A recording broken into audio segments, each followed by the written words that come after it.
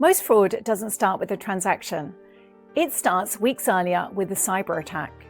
And the reason many organizations miss it is because their cyber teams and fraud teams are looking at completely different signals. In many organizations today, cybersecurity teams and fraud teams operate separately. Cyber teams focus on breaches, vulnerabilities, and threat actors. Fraud teams focus on suspicious transactions and financial anomalies. Both teams are highly skilled.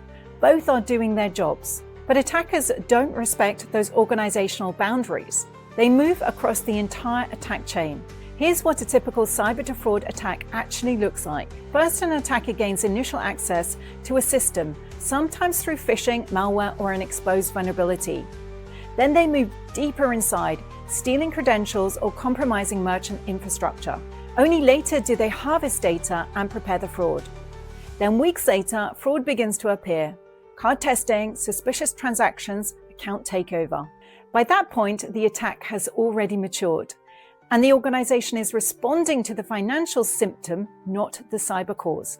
Research shows that more than half of fraud leaders only learn about cyber breaches after fraud losses begin. Think about that. That means attackers already had time. Time to move across systems, time to prepare the fraud, time to monetize the breach.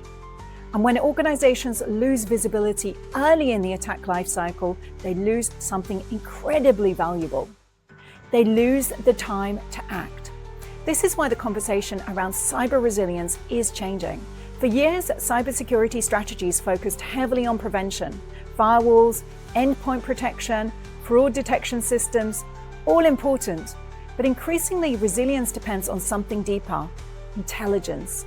The ability to see threats forming before they reach the transaction layer. This is why I've been looking at what MasterCard is doing with MasterCard Threat Intelligence. They're bringing together cyber threat intelligence and fraud insights across the payment ecosystem, helping organizations detect attacks earlier and disrupt them before fraud losses occur. That includes identifying things like card testing activity, digital skimming campaigns, and emerging threats across merchants and payment networks. Because when cyber intelligence and fraud intelligence are connected, organizations gain visibility across the entire attack lifecycle. And that's where the real advantage lies. The organizations that will succeed in the coming decade won't simply respond well to fraud. They're going to be connecting cyber intelligence with fraud intelligence and closing the visibility gap that attackers are exploiting today. Cyber then becomes proactive rather than reactive. Instead of discovering fraud after the damage appears, they can disrupt the attack earlier in the life cycle. And that matters because in today's digital economy, trust underpins every transaction.